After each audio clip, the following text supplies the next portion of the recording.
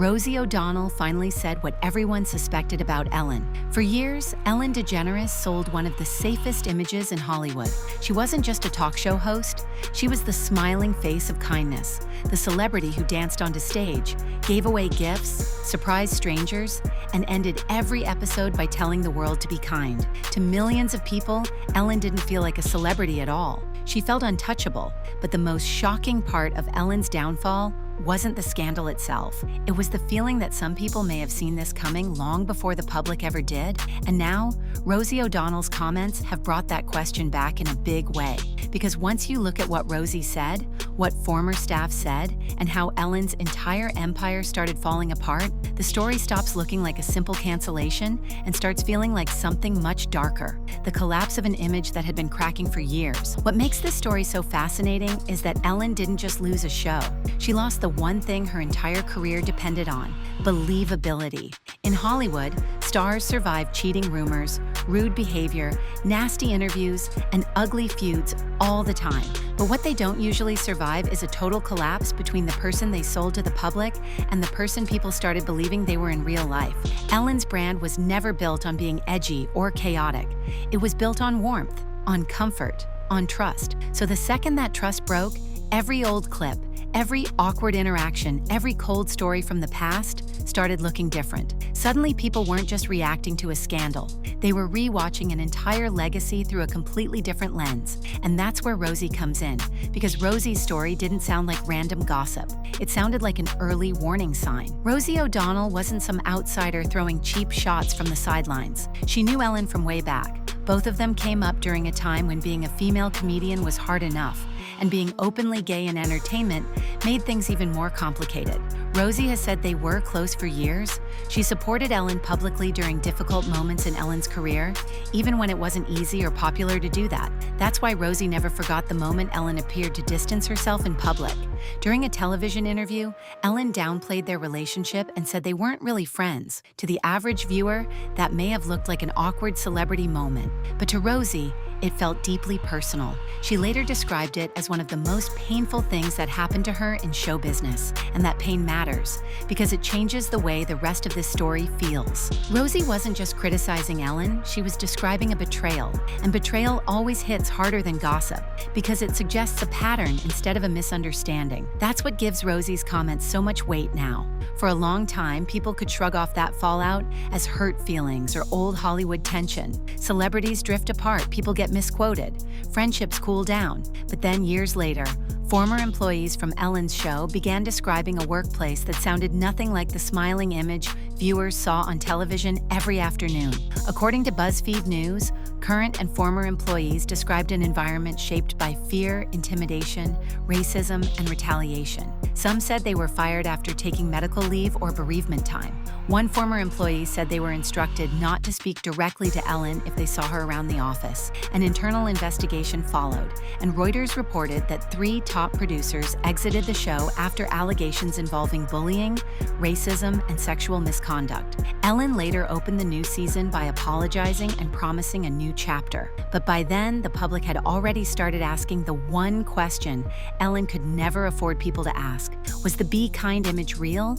Or was it just branding? And this is where the story stops being ordinary celebrity drama and starts becoming a full-blown identity crisis. Because once the public believes the person on screen and the person off screen might be completely different, everything changes. A single rude moment becomes proof. A cold interview becomes evidence. An old feud becomes a clue. Suddenly, Rosie's hurt didn't feel isolated anymore. It felt connected. Her story started sounding less like a private falling out and more like one small piece of a much bigger puzzle. That's why Ellen's downfall hit differently from most scandals. She wasn't just accused of being difficult, she was accused of being the opposite of what she built her empire on. And audiences are far more forgiving of flaws than they are of contradiction. People can handle a celebrity being blunt, moody, arrogant, or even mean. What they struggle to forgive is feeling fooled. And once that feeling takes hold, it spreads fast. But that still wasn't the end of it. Not even close. When Ellen finally announced that her show would end, the public instantly split into two camps. One side believed her explanation that after nearly 2 decades, she was simply ready to do something different. Reuters reported that Ellen said her instinct told her it was time, and that the decision wasn't directly caused by the toxic workplace controversy. But the timing made that hard for many people to accept at face value. Ratings had dropped after the scandal, the backlash had damaged the brand, and the farewell didn't feel triumphant. It felt bruised. That's why so many viewers started wondering whether this was really a graceful exit or just a controlled collapse dressed up as personal choice. And in fairness, both things can be true at the same time. A person can decide to walk away and still be pushed toward the door by public pressure. But that ambiguity is exactly what made Ellen's ending so compelling. It didn't feel clean, it felt unfinished. And unfinished stories are the ones people keep clicking on. Then the story took an even heavier turn. Stephen T. Witchboss had become one of the most beloved parts of Ellen's show. He wasn't just a DJ standing next to the host. He was part of the emotional atmosphere of the show itself. He seemed warm, genuine, and impossible not to like. So when news broke of his death in 2022, it devastated fans everywhere. The Associated Press reported that the Los Angeles coroner ruled his cause of death as suicide.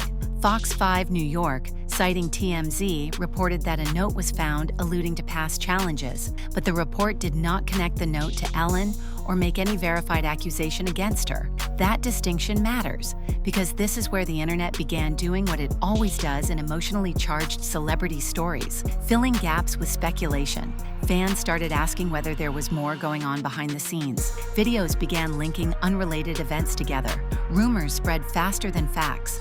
And while grief often creates a vacuum that people rush to fill with theories, the verified reporting remained much narrower than the online narrative. Still, once trust in Ellen had already been damaged, even rumors started finding a willing audience. And that's the dangerous moment in any public downfall, the point where people stop separating evidence from emotion. Because once a celebrity's image breaks, coincidence starts looking like design, silence starts looking like strategy, distance starts looking like fear. That doesn't automatically mean the wildest theories are true. It means the public has lost confidence in the official version of events, and when that happens, the story mutates. The person at the center of it becomes a symbol. Ellen wasn't just Ellen anymore. She became the face of a bigger question. How many celebrities are selling one personality on camera, while the people closest to them experience someone completely different off camera? And once a scandal becomes symbolic, it doesn't fade. It spreads. But there was another name that pulled people back into that question all over again. Anne Heche's death also became part of the wider online conversation around Ellen, mostly because Anne had once been one of the most public relationships in Ellen's life. After Anne died following the 2022 car crash, speculation exploded online.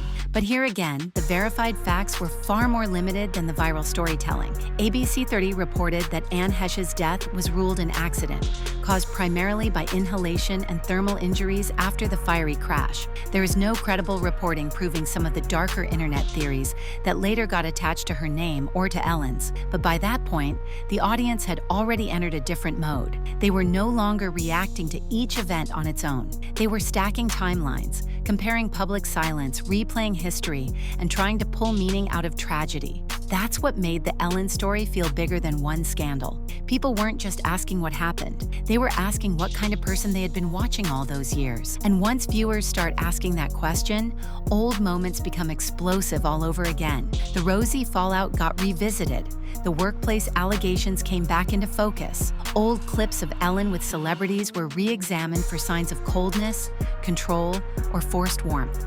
That's one of the strangest things about fame. A public image can take decades to build, and then, once doubt enters the picture, it can start collapsing in reverse. Every polished moment becomes suspicious. Every smile looks rehearsed. Every act of kindness looks transactional. Fair or unfair, that's what happened to Ellen. Her persona had once protected her. Now it was making the backlash worse, because the kinder the image had been, the harsher the reversal felt. And in a way, Rosie's comment suddenly made even more sense. She had experienced a much smaller version of that feeling years earlier. The shock of realizing the public-facing Ellen and the private, Ellen might not be the same person at all. But Ellen didn't vanish completely. That's another reason the story kept moving. If she had disappeared forever, maybe the narrative would have frozen in place. Instead, she tried to speak again, this time through comedy.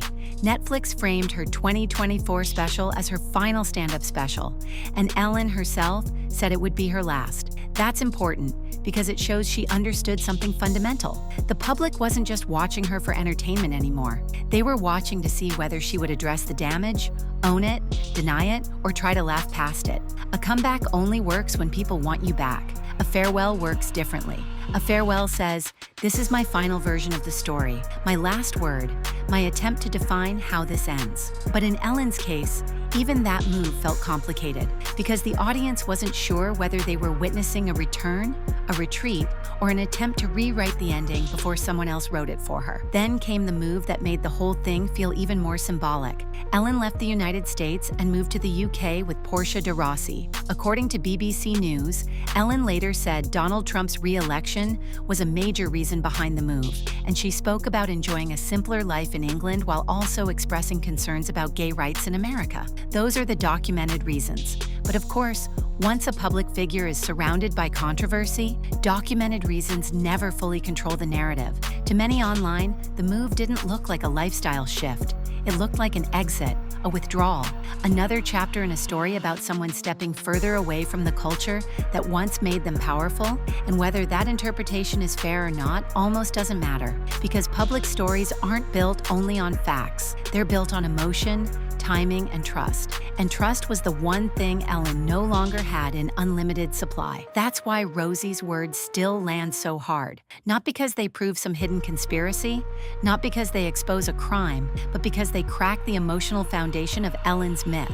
Rosie's story gives people a way to understand the scandal as something that may have started long before the headlines. It gives the fall a prehistory. It suggests that the distance, the coldness, and the image management may not have appeared out of nowhere when employees started talking. They may have been there all along, just hidden behind laughter, lighting, music, and one of the most effective daytime brands television ever produced. That doesn't make every rumor true. It doesn't validate every wild internet claim, but it does explain why the public became so willing to believe them. When people feel deceived, they stop demanding certainty. They start chasing patterns, and patterns are what keep stories alive long after the official press cycle ends. What makes this even more fascinating is how universal it feels, because deep down, this story isn't really just about Ellen. It's about what happens when a celebrity becomes a product so polished that the audience forgets there may be a completely different human being underneath it. Hollywood has always rewarded performance, but daytime television rewarded emotional trust. Ellen didn't just perform jokes, she performed goodness. She performed safety. She performed warmth. So when the allegations surfaced, they didn't just stain her reputation. They made people question whether the emotional relationship they had with her was ever real.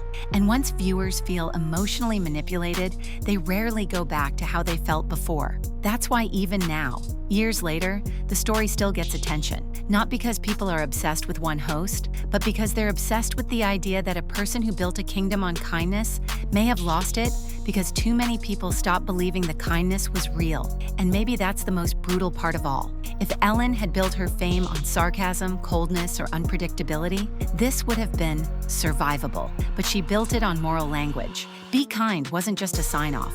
It was the whole architecture. It was the shield. It was the slogan. And the second that slogan started sounding hollow, everything built around it became unstable. The interviews felt different. The monologues felt different. The gifts felt different. Even the apologies felt different, because once people decide you benefited from being seen as something you weren't, every attempt to explain yourself can sound like another performance, and that's a nearly impossible trap to escape. The nicer the character, the harsher the fall when the audience stops buying it. So when people ask why this story won't die, the answer is actually simple. It won't die because it was never just one story. It was a friendship betrayal, then a workplace scandal, then a public apology, then a damaged farewell, then a tragedy that fueled more speculation, then another tragedy, then a comeback that didn't feel like a comeback, then a move overseas that made the whole thing feel like an epilogue written in exile. Each chapter added something new. Each chapter changed the meaning of the one before it. And right at the center of that entire spiral is one uncomfortable possibility, that the people closest to Ellen may have seen the gap between the brand and the person long before the audience did. Rosie just happened to be one of the first who ever said it out loud. And that's why Ellen's story still pulls people in, because the real mystery isn't whether every rumor is true. Some clearly are not, and several viral claims tying Ellen to bigger criminal narratives have been debunked by fact-checkers like Snopes. The real mystery is more uncomfortable than that. It's whether the public ever truly knew who Ellen was at all. Was she a flawed person crushed by a backlash bigger than the truth? Was she a powerful celebrity whose image held for years until the wrong people finally started talking? Or was she both at once, a real person, a manufactured persona, and a cautionary tale about what happens when television sells intimacy at an industrial scale? That question is why people keep watching, because even after the show ended, even after the apology, even after the farewell, the audience never got the one thing it wanted most: a clean ending that actually made everything make sense. And maybe we never will. Maybe that's the final twist. Maybe Ellen's legacy won't be decided by the show that made her famous, or even by the scandal that damaged her. Maybe it will be decided by the question Rosie's pain brought back into the spotlight. What happens when the nicest person on television stops feeling believable? Because once that happens, people don't just leave. They go back. They revisit everything. They replay every moment. They connect every dot. And whether those dots form a complete picture or not, one thing becomes impossible to ignore. Ellen didn't just lose her audience, she lost control of the story. And once that happens in Hollywood, the story belongs to everyone else.